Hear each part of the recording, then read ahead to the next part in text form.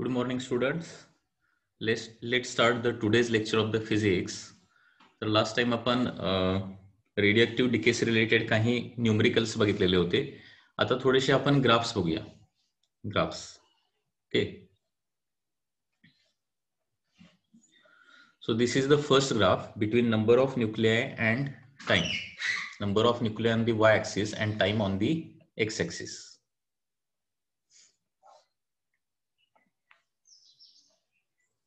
Here number of nuclei and time.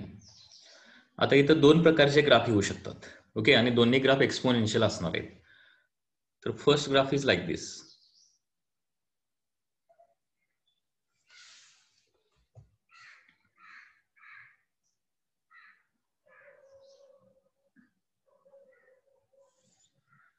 आता हा graph कशाचा असणार आहे? एक्सपोनेन्शियली डिक्रीजिंग हा ग्राफ आहे. Exponentially decreasing. तर हा ग्राफ असणार आहे undecayed material. This is graph for the undecayed nuclei with respect to time. Undecayed न्यूक्लियाची संख्या लक्षात घ्या. म्हणजे सुरुवातीला संख्या किती असणार आहे? ती n0 असणार आहे. Initially there will be n0 number of nuclei. Okay. And with respect to time undecayed न्यूक्लियाची संख्या काय होणार? कमी कमी कमी होत जाणार. एका हाफ लाईफ मध्ये 50% काय होतात? अनडिकेड न्यूक्लियर राहतात. आणखी एका हाफ लाईफ नंतर 25% राहतात अँड सो ऑन. एका मेन लाईफ नंतर किती पर्सेंट राहतात शिल्लक? 37% शिल्लक राहतात. आणखी एका मीन लाईफ नंतर 0.37 ऑफ 37% शिल्लक राहणार आहे. लक्षात घ्या. आणि डिकेड न्यूक्लियाची संख्या जी आहे ती सुरुवातीला डिकेड न्यूक्लियाची संख्या काय असणार आहे? 0. अँड ते एक्सपोनेन्शियली काय होणार आहे? राईज होणार आहे. तो graph will be like this. Okay. So this is the graph of decayed nuclei.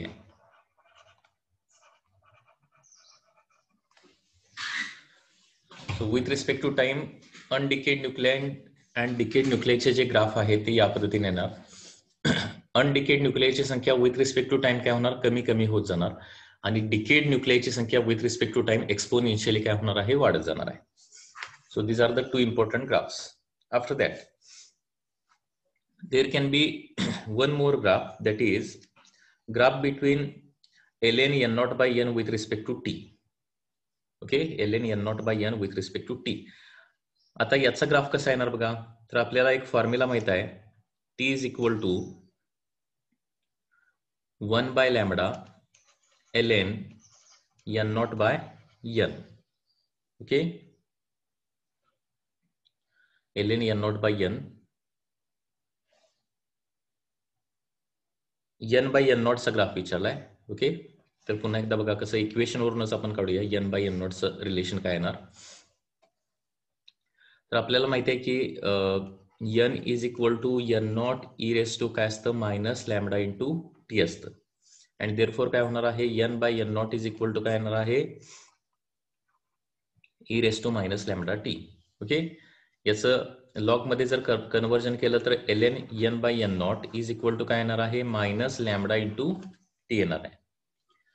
म्हणजे ln n by n0 with respect to t चा जर ग्राफ काढायचा झाला तर त्याचा ग्राफ कसा येणार बघा. म्हणजे ln n by n0 is directly proportional to the time ना. And therefore it is a straight line. आणि ln n बाय n0 इथं जे आहे ते मायनस साइन आहे. मायनस साइन काय इंडिकेट करणार? There is a negative slope. And therefore this is a straight line having negative slope. So ln n by n0 with respect to t याचा देखील काही वेळेला ग्राफ विचारला जातो. तर हा जो ग्राफ येणार आहे that will be a straight line having negative slope of lambda. So this will be the graph. And here slope will be equal to काय असणार आहे? minus lambda. That is the slope.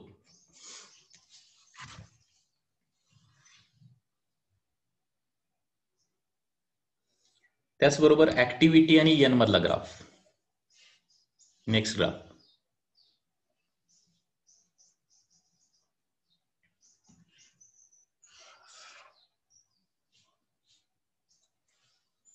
Radio activity आणि n number of nuclei. तर आपल्याला माहित आहे activity is equal to lambda into काय असतं, एन असतं. Activity is equal to lambda into N, बरोबर. म्हणजे activity is directly proportional to काय असतं, नंबर ऑफ न्यूक्लियाय. म्हणजे जेवढे नंबर ऑफ न्यूक्लियाय जास्त तेवढी सुरुवातीला ऍक्टिव्हिटी जास्त असणार आहे. नंबर ऑफ न्यूक्लियाय अनडिकेट न्यूक्लियाची संख्या कमी कमी होत जाणार, तसं काय होणार आहे, ऍक्टिव्हिटी कमी कमी होत जाणार आहे. And this graph is also a straight line having slope of lambda. Here slope will be equal to lambda. Activity with respect to n. आता हे ये म्हणजे ऍक्टिव्हिटी आहे हे लक्षात व्यवस्थित ठेवा. Okay, it is activity. कारण बाय मिस्टेक इथं ऍटॉमिक मास नंबर असं कन्सिडर केलं जाऊ शकतं. Activity with respect to n.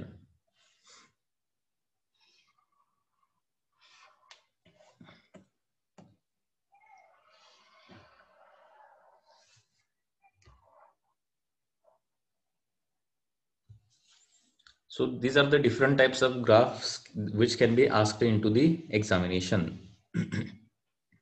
आता ऍक्टिव्हिटी विथ रिस्पेक्ट टू टाइमचा देखील ग्राफ माहिती असणं आवश्यक आहे. Activity with respect to time.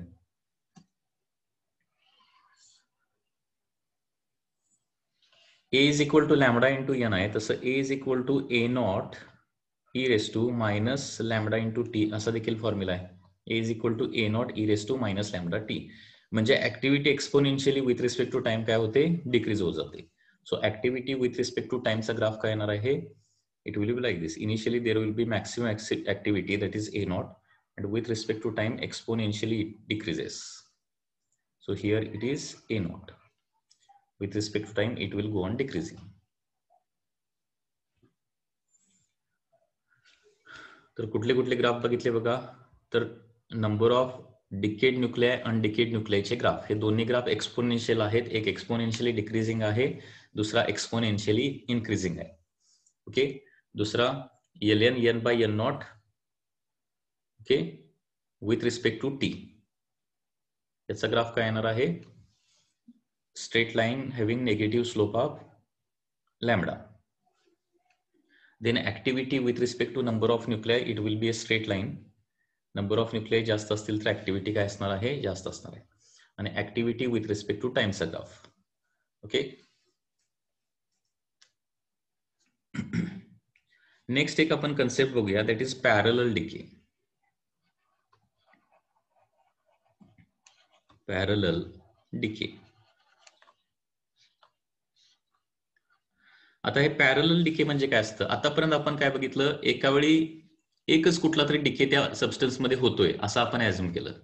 म्हणजे कदाचित अल्फा डिके फक्त होत असेल, किंवा बीटा डिके फक्त होत असेल, किंवा अल्फा डिके एकाच लॅमडाचा होत असेल, एका कुठल्या तरी पर्टिक्युलर लॅमडाचा म्हणजे डिके कॉन्स्टंट होत असेल, हे आपण बघितलेलं आहे. काही वेळेला पॅरलल डिके होतं. पॅरलल डिके म्हणजे तेच मटेरियल दोन प्रकारच्या डिकेनं काय होतं, कमी कमी कमी होत जातं, त्याला काय म्हणतो आपण, पॅरलल डिके होतं. Okay, so in parallel decay, simultaneously a number of decay can take place. In parallel decay,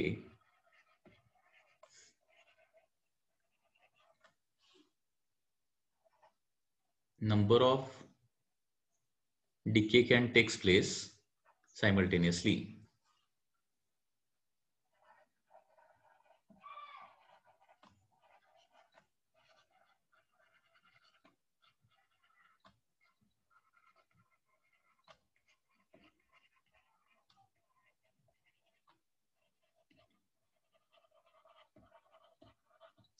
okay, म्हणजे याचं एक्झाम्पल काय येणार, फॉर एक्झाम्पल एक रेडिओ ऍक्टिव्ह सॅम्पल आहे and it decays by alpha decay also at the same time beta decay also. म्हणजे त्याच्यामध्ये alpha decay पण होतोय आणि बीटा डिके पण होतोय, किंवा एकाच वेळी दोन अल्फा डिके होतात की ज्याचा डिके कॉन्स्टंट काय आहे, डिफरंट आहे. Okay, for example a radioactive sample, okay, a radioactive sample decays by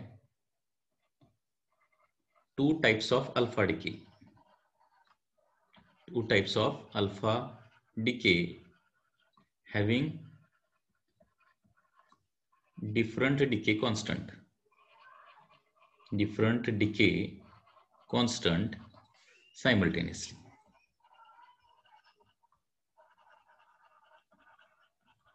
अशा पद्धतीने इथं क्वेश्चन्स असू शकतो.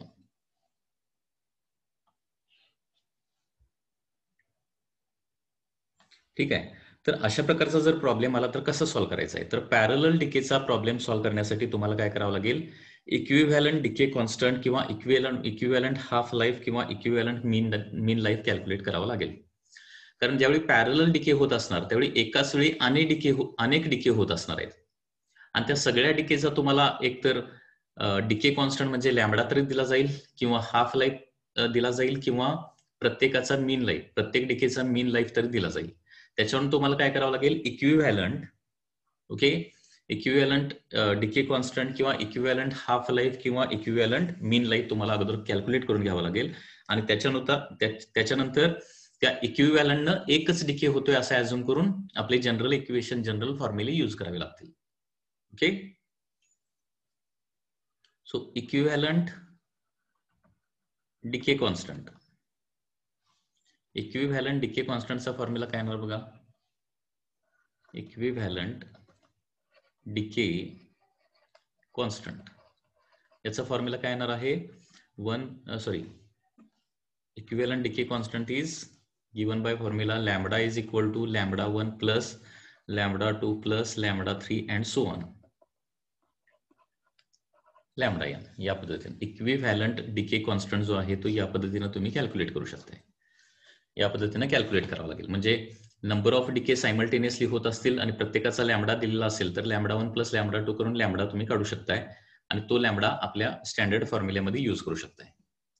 किंवा इक्विव्हॅलंट हाफ लाईफचा फॉर्म्युला काय तो बघा, म्हणजे काही वेळेला नंबर ऑफ डिके सायमल्टेनियसली होत असतात आणि त्यांचा डिके कॉन्स्टंट देण्याऐवजी हाफ लाईफ दिलेला असतो. म्हणजे पहिल्या डिकेचा हाफ लाईफ एवढा आहे, दुसऱ्या डिकेचा हाफ लाईफ एवढा आहे अँड सो ऑन, या पद्धतीने इन्फॉर्मेशन दिलेली असते. तर इक्विव्हॅलंट हाफ लाईफ कसं काढणार तुम्ही, equivalent half life will be calculated like this, 1/t is equal to 1/t1 plus 1/t2 and so on like this, 1/tn. Similarly, equivalent mean life is calculated by formula 1/tau is equal to 1/tau1 plus 1/tau2 and so on, 1/tau n. याचा एक numerical बघूया म्हणजे तुम्हाला लक्षात येईल कशा पद्धतीनं parallel डिकेचा problem येतो आणि कसं सॉल्व्ह करायचं आहे. Question is like this, mean life of alpha decay is 30 years. काय दिलंय बघा, mean life of alpha decay of a radioactive sample is 30 years and beta decay is 60 years.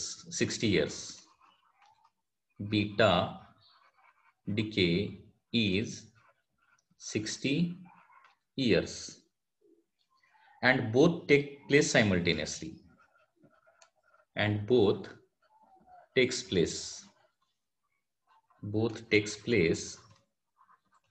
simultaneously. Both takes place simultaneously.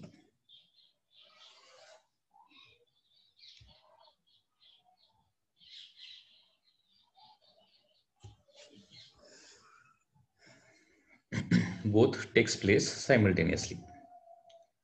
Then 1/4 of sample will remain after a time. Then 1/4 of sample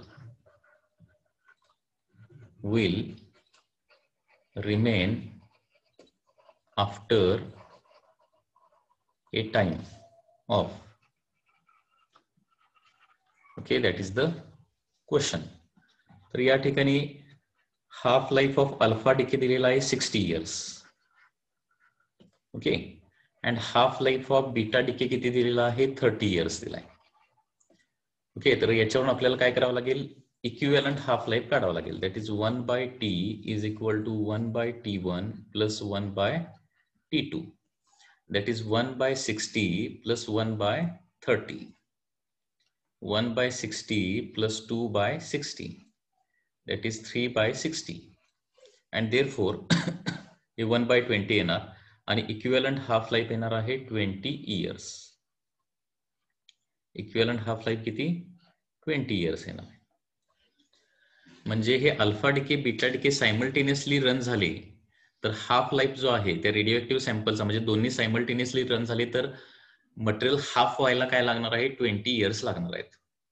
okay, material half व्हायला, number of न्यूक्लिआय half व्हायला 20 years लागणार आहेत. आता त्यांनी काय विचारलंय 1/4 sample शिल्लक राहायला किती वेळ लागेल. तर आपल्याला माहित आहे सुरुवातीला 1 असेल तर ते एका हाफ लाईफ नंतर 1/2 होतं, आणखी एका हाफ लाईफ नंतर किती होतं 1/4 होतं. म्हणजे किती टाइम लागणार सांगा, 2 हाफ लाईफ एवढा टाइम लागणार आहे. Okay, so 1/4 of sample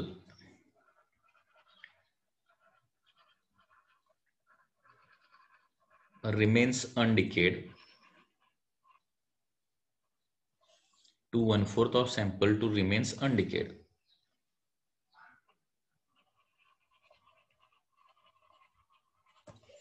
Time required is 2 half lives. That is equal to 2 into 20. Answer काय येणार आहे 40 years will be the answer. 40 years चा टाइम लागणार आहे.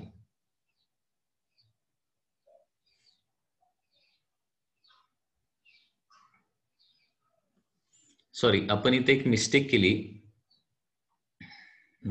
इथं मीन लाईफ दिली. Sorry, me by mistake half life घेतली.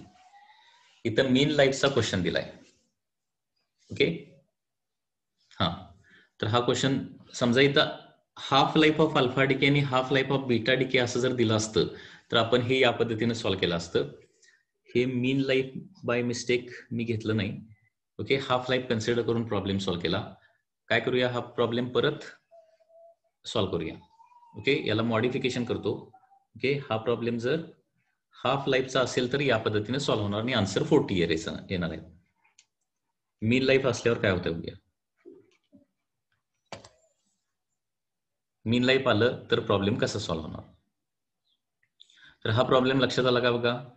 दिस problem is only for the half life. Half life of alpha decay 30 years and beta decay 60 years जर असेल आणि दोन्ही सायमल्टेनियसली जर झालं, ओके, तर 1/4 सॅम्पल शिल्लक राहिला एवढा वेळ लागणार आहे. 40 इयर्सचा टाइम लागेल.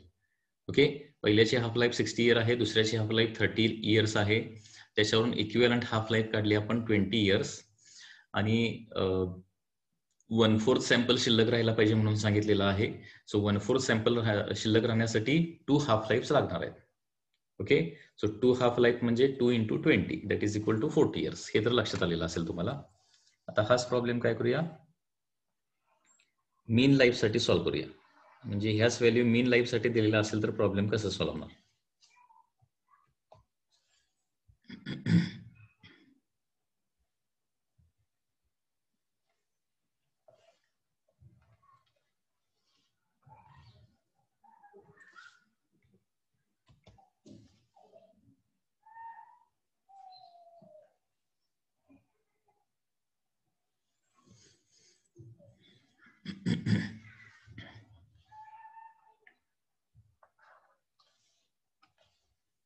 तर पुन्हा एकदा बघा आता कसं होणार.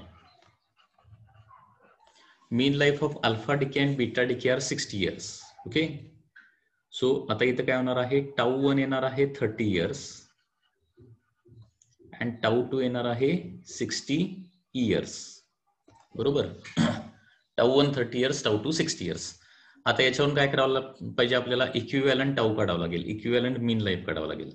सो इक्विव्हॅलंट मीन लाईफ येणार आहे 1/τ1 plus 1/τ2 is equal to 1/60 plus 1/30. So final answer आपलं काय येणार आहे, हे 1/20 येणार. So tau is equal to आता 20 इयर्स येणार आहे.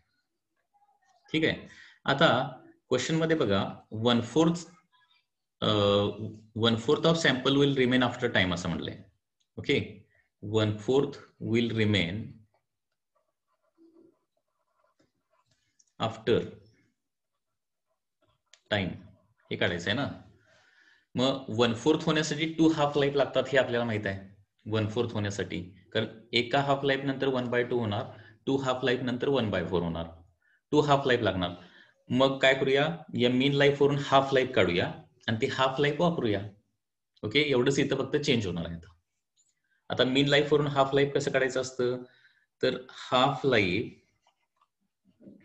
Life t is equal to 0.7 times mean life. Mean life आणि हाफ लाईफ मधलं रिलेशन माहिती पाहिजे, लक्षात घ्या. हाफ लाईफ काय असते, कमी असते. मीन लाईफ ही नेहमी काय असते, जास्त असते, लक्षात घ्या.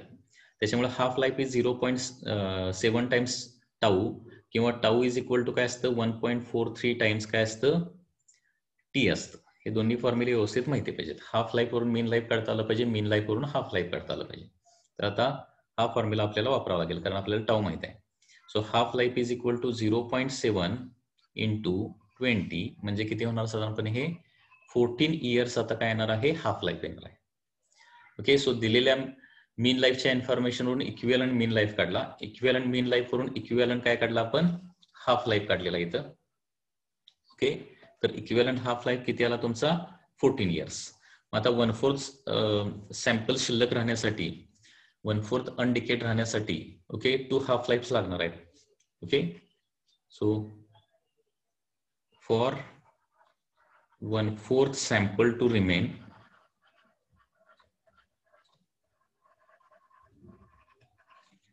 two half lives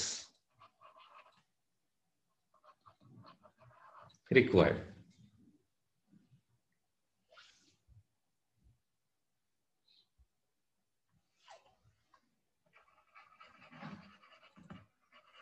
Okay, so therefore काय येणार आहे, टाइम टी लागणारा टाइम 2 टाइम्स हाफ लाईफ असणार आहे. So 2 into 14 that will be equal to 28 years. That will be the answer. 28 years will be the answer.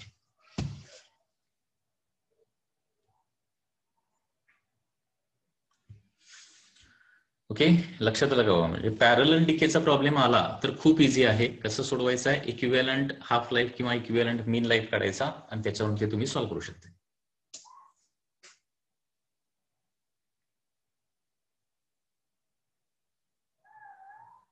Any doubt in this केस? काय doubt असला विचारा.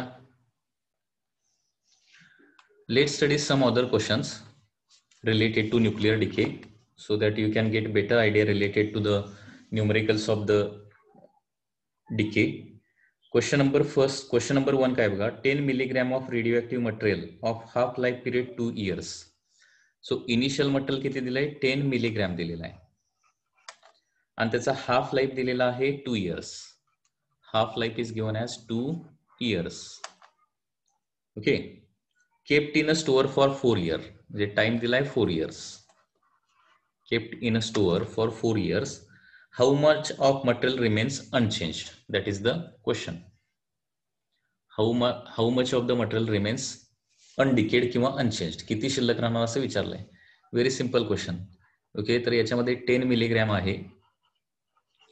एका हाफ लाईफ नंतर म्हणजे 2 years नंतर किती राहणार आहे, त्याचा हाफ होणार ना. हाफ इंटू 10 म्हणजे किती येणार आहे, 5 मिलीग्रॅम होणार. आणखी 2 years नंतर म्हणजे आणखी एका हाफ लाईफ नंतर 5 years काय होणार आहे, 5 मिलीग्रॅमचं काय होणार आहे, परत हाफ होणार म्हणजे काय होणार आहे, 2.5 मिलीग्रॅम. सो 10 मिलीग्रॅम सुरुवातीला असणार आहे, आफ्टर 4 year काय होणार आहे, 2.5 milligram material will remain unchanged. Okay, म्हणजे किती मटेरियलचा डिके होणार असं विचारलं तर आन्सर काय येणार मग याच्यामध्ये, 7.5 milligram. That will be the answer. Okay, next question. mass of radioactive substance reduces to, mass of radioactive substance reduces to काय दिले बघा, mass of radioactive substance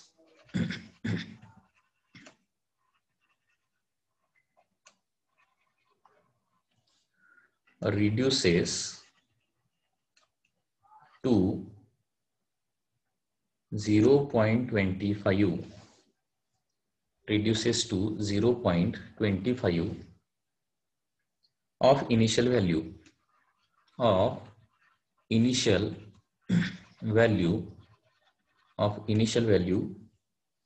in 5 days. In 5 days. 5 days. Calculate mean life and decay constant.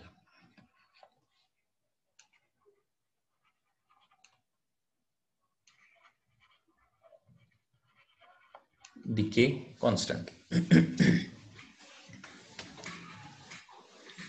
या दोन गोष्टी calculate करायच्या आहेत. थोडंसं तुम्ही सॉल्व्ह करून सांगा बघूया. आता याच्यामध्ये काय दिलंय, mass of radio substance reduces to 0.25 times initial value. म्हणजे सुरुवातीला 1 असेल तर ते काय होणार, 0.5 होणार एका हाफ लाईफ नंतर, परत हाफ होणार आहे आणखी एका हाफ लाईफ नंतर आणि 0.25 होणार. म्हणजे सुरुवातीला 1 असेल तर फायनली 0.25 होते असं दिलंय. म्हणजे हे असं किती हाफ लाईफ नंतर होणार आहे, 2 हाफ लाईफ नंतर. हे तुम्हाला लगेच लक्षात आलं पाहिजे. ओके, सो 1चं 0.25 होणार आहे आफ्टर 2 हाफ लाईफ्स, बरोबर. आणि 1चं 0.25 व्हायला किती डेज लागतात, 5 डेज. सो देअरफॉर आपण इथं लिहू शकतो की 2 half life should be equal to काय असलं पाहिजे, 5 डेज असलं पाहिजे. लक्षात येते का? खूप इझी क्वेश्चन आहे. Mass of radio substance reduces to 0.25 of the initial value in 5 days. Okay, या सगळ्या व्हॅल्यू माहिती पाहिजे. पर्सेंटेज मध्ये इन्फॉर्मेशन दिलेली असेल तर असं होतंय, 100चं 50, मग 50चं 25, 25चं 12.5 अँड सो ऑन, बरोबर. त्याच्यानंतर सुरुवातीला 1 असेल तर नंतर काय होणार आहे, हाफ होणार. त्याच्यानंतर 1/4 होणार, पर्सेंट नव्हे, सॉरी. ओके, फ्रॅक्शन मध्ये सुरुवातीला 1 टाइम्स असेल तर नंतर हाफ टाइम्स, मग 1/4 टाइम्स, मग 1/8 टाइम्स अँड सो ऑन. किंवा 1 सुरुवातीला 0.5 होणार, मग 0.25 होणार, मग 0.125 होणार अँड सो ऑन. हे माहिती पाहिजे सगळ्या व्हॅल्यू. सो मास काय होतंय, reduces to 0.25 of initial value. म्हणजे इनिशियल व्हॅल्यू 1 असेल तर फायनल 0.25 होणार आहे. म्हणजे 2 हाफ लाईफ नंतर 0.25 टाइम्स होणार ना. आणि 2 हाफ लाईफ म्हणजे इथं काय दिलंय, 5 डेज दिलंय. So 2t is equal to 5 days and therefore इथं काय होणार आहे, t will be equal to 2.5 days.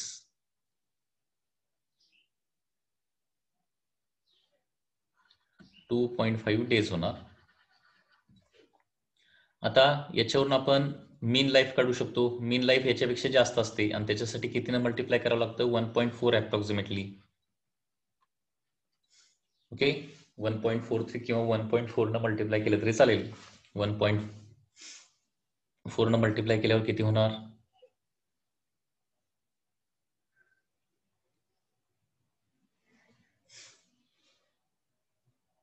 21,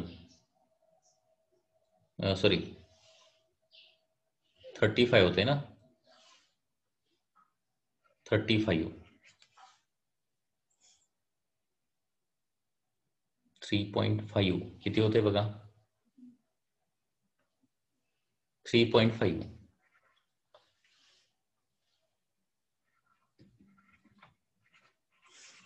days.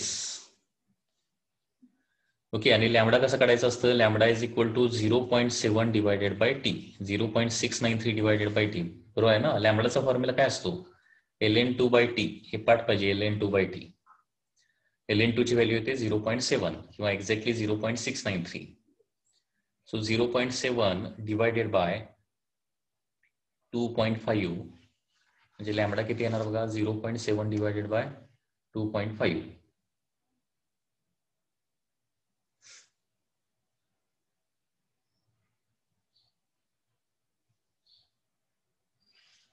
0.28 आणि युनिट येणार आहे पर डे.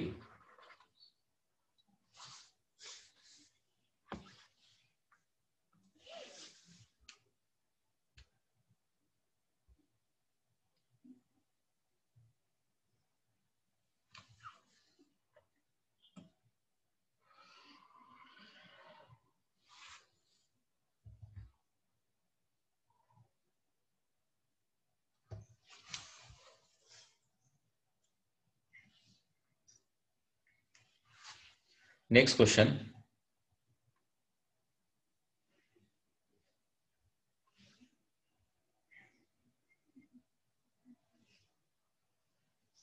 नेक्स्ट क्वेश्चन काय बघा, half life of radioactive sample is 22 years. Half life दिलेला आहे.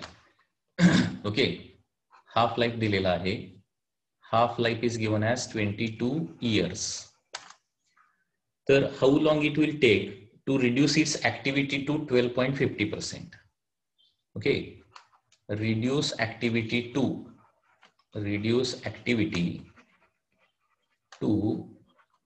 12.5%.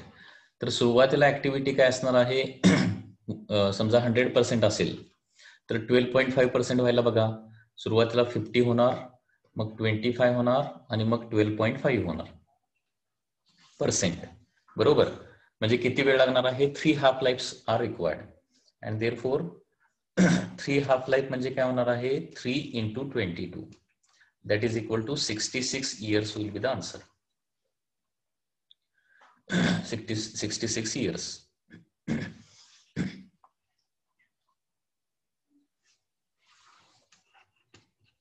Next question. A radioactive nucleus X decays into Y. A radioactive nucleus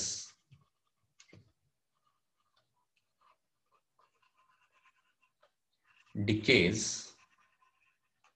into Y. Radioactive nucleus X decays into Y असं म्हटलंय. If half life is 2000 years, if half life is 2000 years, half life is 2000 years, find the time interval so that, find time interval so that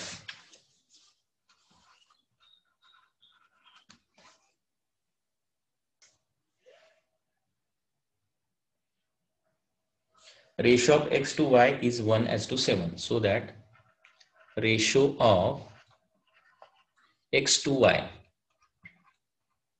is 1:7. आता हा जो question आहे तो खूप easy question आहे, लक्षात घ्या. थोडं वेगळ्या प्रकारचा क्वेश्चन आहे, लक्षात येते का बघा क्वेश्चन मध्ये काय दिलंय. एक रेडिओ ऍक्टिव्ह न्यूक्लियस आहे X, म्हणजे सुरुवातीला तो जो सबस्टन्स आहे त्याच्यामध्ये कम्प्लिटली काय असणार आहे, X असणार आहे. आणि X चा डिके झाला तर काय तयार होतं, त्याच्यामध्ये Y तयार होणार. ओके, म्हणजे इनिशियली तो जो काय सबस्टन्स असेल त्याच्यामध्ये कम्प्लिटली X असणार आहे आणि विथ रिस्पेक्ट टू टाइम काय होणार आहे, डिके होईल तसं त्याच्यामध्ये Y ची व्हॅल्यू वाढत वाढत वाढत जाणार आहे. X कमी होत जाणार आणि Y वाढत जाणार त्याच्यामध्ये. हे लक्षात येते का बघा. तर या क्वेश्चन मध्ये हाफ लाईफ किती दिलेला आहे, हाफ लाईफ दिलेला आहे 2000 इयर्स. 2000 इयर्स. आता याचा रेशो काय व्हायला पाहिजे, 1:7 व्हायला पाहिजे. म्हणजे number of X to number of Y याचा रेशो किती व्हायला पाहिजे. Find the time interval so that ratio of X to Y become 1/7 असं म्हटलेलं आहे. बरोबर, एकदा ट्राय करा, तुम्ही सॉल्व्ह करून बघा एकदा, त्याच्यानंतर मी सॉल्व्ह करतो. इथे काय दिलंय, सुरुवातीला कम्प्लिटली X असणार आहे, with respect to time decay होणार आणि त्याचं Y मध्ये कन्व्हर्जन होणार आहे. आता ratio of X to Y 1:7 व्हायला पाहिजे, बरोबर आहे ना, 1:7. आता हे कसं सॉल्व्ह होणार, तर X:2Y 1:7 व्हायला पाहिजे, म्हणजे टोटल क्वांटिटी त्याच्यामध्ये किती असणार, नंबर ऑफ न्यूक्लियाची 8 असणार ना. टोटल क्वांटिटी 8 असणार आहे नंबर ऑफ न्यूक्लियाची. त्याच्यामधलं फायनली किती होणार आहे, X होणार आहे 1 आणि Y किती होणार आहे, 7 होणार. म्हणजे टोटल नंबर ऑफ न्यूक्लियाय त्याच्यामध्ये 8 असतील, लक्षात येते का बघा. सुरुवात टोटल नंबर ऑफ न्यूक्लियाय 8 असतील तर सर्टन टाइम नंतर काय होणार आहे, X ची संख्या जी आहे ती एकच शिल्लक राहायला पाहिजे आणि Y ची संख्या मात्र डिके होऊन, म्हणजे X ची संख्या कमी कमी होत जाणार ना आणि Y ची संख्या वाढत जाणार. आता सुरुवातीला अजून डिके ज्यावेळी चालू व्हायचा आहे त्यावेळी X ची संख्या किती असणार आहे, 8 असणार ना, लक्षात येते का. सुरुवातीला ज्यावेळी डिके चालू व्हायचा असणार आहे त्यावेळी सगळे Xच असणार आहेत, हे अगोदर लक्षात येते का बघा, सगळे एक्सच असणार आहेत. म्हणजे एक्सची इनिशियल संख्या किती असणार आहे 8 आणि फायनल संख्या किती होणार आहे 1. म्हणजे थोडक्यात इथं n बाय n नॉट येणार आहे 1/8. हे लक्षात येत आहे? हा पॉईंट लक्षात आला का बघा, कारण हा पॉईंट लक्षात आला की प्रॉब्लेम इझिली सॉल्व्ह होते. कारण डिके होणार तसं कुणाची संख्या कमी कमी होत जाणार आहे, एक्सची संख्या कमी होत जाणार आहे. एक्सची हाफ लाईफ दिली आहे 2000 इयर्स, कारण एक्स डिके व्हायला लागलाय ना, तर त्याचीच हाफ लाईफ असणार आहे. फायनली काय सांगितलंय, time interval so that ratio of X to Y 1:7 व्हायला पाहिजे. म्हणजे nx बाय ny 1:7 व्हायला पाहिजे. म्हणजे टोटल क्वांटिटी 8 असेल तर त्याच्यामध्ये x 1 राहायला पाहिजे आणि y 7 व्हायला पाहिजे. म्हणजे याचाच मिनिंग असा होतो की सुरुवातीला x ची व्हॅल्यू 8 असेल तर फायनली 1 व्हायला पाहिजे, असा त्याचा मिनिंग होतो. So n by n naught काय येणार आहे 1/8. म्हणजे सुरुवातीला कम्प्लीट एक्सच असणार. ओके, तर सुरुवातीला 1 असेल तर तो मग 1/2 होणार, मग 1/4 होणार आणि मग 1/8 होणार आहे. 1/8 व्हायला किती हाफ लाईफ लागणार आहेत? 3 हाफ लाईफ लागणार आहेत. Okay, so time required is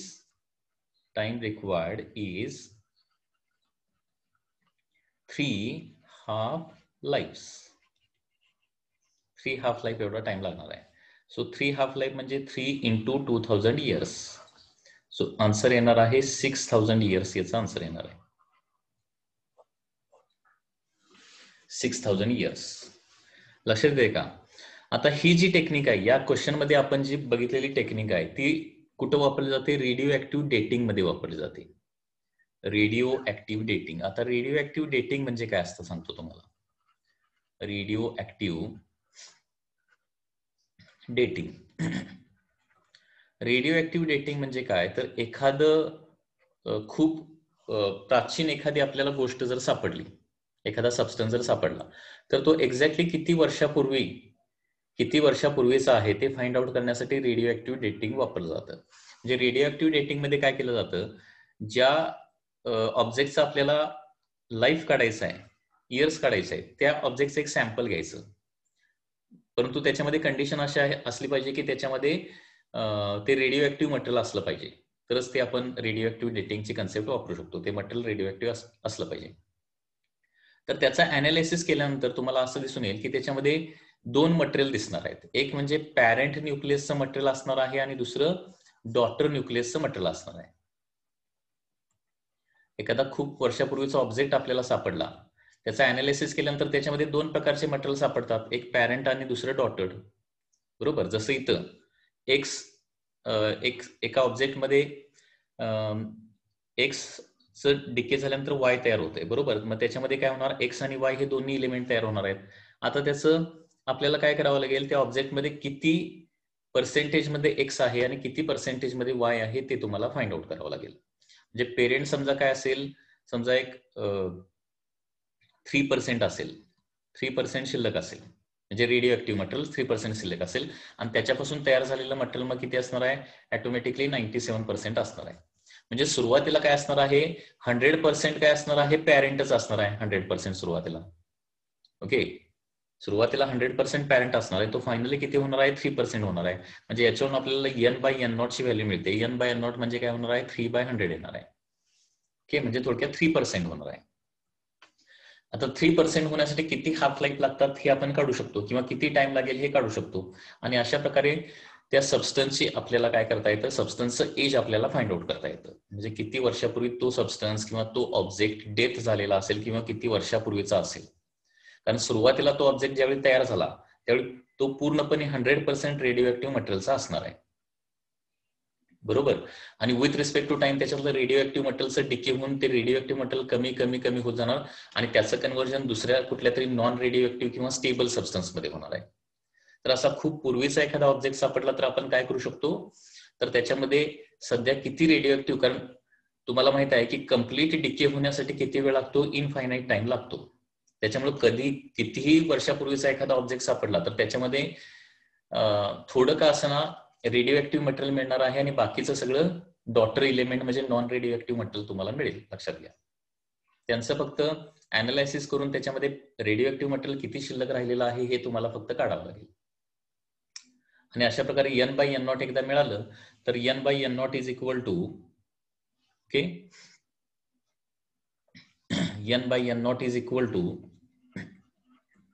E raise to minus lambda t हा फॉर्म्युला वापरून, कारण आपल्याला डीके कॉन्स्टंट आणि हाफ लाईफ सगळ्या मटेरियलची माहिती आहे, त्याच्यामुळे हा फॉर्म्युला वापरून आपण टाइम काढू शकतो. किंवा टाइमचा दुसरा पण फॉर्म्युला आहे, that is 10/3 times half life, हा शॉर्टकट फॉर्म्युला ना, log of N naught by N असा फॉर्म्युला आहे. किंवा 2.303 divided by lambda log of N naught by N, हा फॉर्म्युला वापरून देखील सुरुवातीला किती मटेरियल होतं, आता किती मटेरियल शिल्लक राहिलेलं आहे याच्यावरून काय करू शकतो, तो किती वर्षापूर्वीचा ऑब्जेक्ट आहे हे आपण फाइंड आउट करू शकतो. याला म्हटलं जातं radio active dating. Okay, radio active dating असं म्हटलं जातं. ठीक आहे. याच्यामध्ये कार्बन डेटिंग नावाची देखील एक कन्सेप्ट आहे. कार्बन डेटिंग म्हणजे काय असतं ते देखील मी तुम्हाला सांगतो. Carbon dating, okay, carbon dating नावाची देखील एक कन्सेप्ट आहे.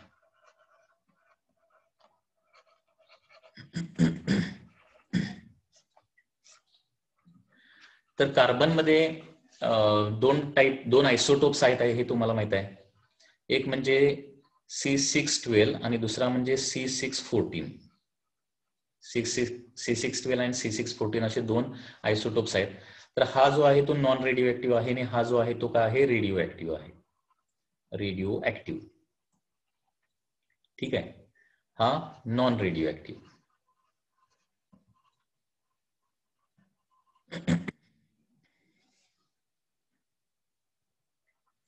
आणि एखादी गोष्ट ज्यावेळी जिवंत असते, म्हणजे कार्बन डेटिंग पर्टिक्युलरली लिव्हिंग थिंग्सचं एज फाइंड आउट करण्यासाठी, लिव्हिंग थिंग्सचं एज फाइंड आउट करण्यासाठी, एखादी लिव्हिंग थिंग जर डेड झालेली असेल तर एक्झॅक्टली किती वर्षापूर्वी ती डेड झालेली आहे ते फाइंड आउट करण्यासाठी. लिव्हिंग थिंग्स म्हणजे काय, हे ॲनिमल्स होऊ शकतात, ह्युमन्स होऊ शकतात किंवा प्लांट्स होऊ शकतात.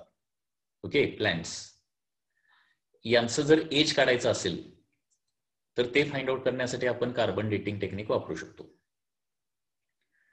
बरोबर, कारण प्लांट्स किंवा ट्रीज हजारो वर्षापूर्वी डेड झाल्यानंतर त्याचं काय होतं, कोलमध्ये कन्व्हर्जन होतं. तर ते कोलचं एक सॅम्पल घेऊन आपण किती वर्षापूर्वी ते प्लांट डेड झालेलं असेल हे आपण फॉसिल फ्युअल्स, ओके, त्यांचं डेट काढण्यासाठी देखील याचा आपण वापर करू शकतो. तर कार्बन डेटिंग मध्ये होतंय कसं लक्षात घ्या, जोपर्यंत एखादी गोष्ट जिवंत असते, त्यावेळी C612 आणि C614 यांचा जो रेशो आहे, त्या बॉडीमध्ये असणारा रेशो जो आहे तो कॉन्स्टंट असतो. तो रेशो चेंज होत नाही कधी, लक्षात घ्या की तो रेशो कधीही चेंज होत नाही.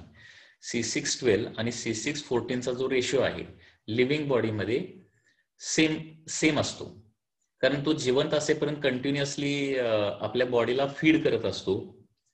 ओके, आणि फीड करत असतो. आता C614 रेडिओ ऍक्टिव्ह आहे, तो विथ रिस्पेक्ट टू टाइम काय व्हायला पाहिजे, कमी कमी व्हायला पाहिजे. परंतु जोपर्यंत ती बॉडी जिवंत असते तोपर्यंत काय होत असते, अन्नाच्या स्वरूपातून, फूडच्या स्वरूपातून कमी झालेलं C614 परत काय करत असते, भरून काढत असते. त्याच्यामुळे C614 जोपर्यंत ती बॉडी जिवंत असते त्यावेळी तोपर्यंत C614 ची संख्या कमी होत नाही. डिके झालं तरी तेवढं परत रिप्लेनिश केलं जातं. त्याच्यामुळं लिव्हिंग थिंग्स मध्ये हा जो रेशो आहे एक कॉन्स्टंट व्हॅल्यू असते. परंतु ती बॉडी मृत झाल्यानंतर, डेड झाल्यानंतर मात्र काय होतं, C614चं काय होणार आहे, डिके कंटिन्युअसली चालू राहणार. परंतु डेड बॉडी तर अजिबात काय खात नाही, त्याच्यामुळे C614चं रिप्लेनिशमेंट होणार नाही आणि त्याच्यामुळे C614ची संख्या काय होते, हळूहळू रेडिओ ऍक्टिव्ह असल्यामुळे कमी कमी कमी कमी होत जाते. आणि त्याच्यामुळे हा जो रेशो जो आहे ना तो चेंज होतो. रेशो जो आहे तो चेंज होतो. म्हणजे सुरुवातीचा रेशो किती असेल, लिव्हिंग थिंग्स मध्ये रेशो किती असेल हे आपल्याला माहिती असतं. ती डेड बॉडी आपल्याला जर मिळाली तर त्याच्यावरून आता सध्या हा रेशो किती आहे हे फाइंड आउट करू शकतो. त्याच्यावरून आपण n/n0 फाइंड आउट करू शकतो. n/n0,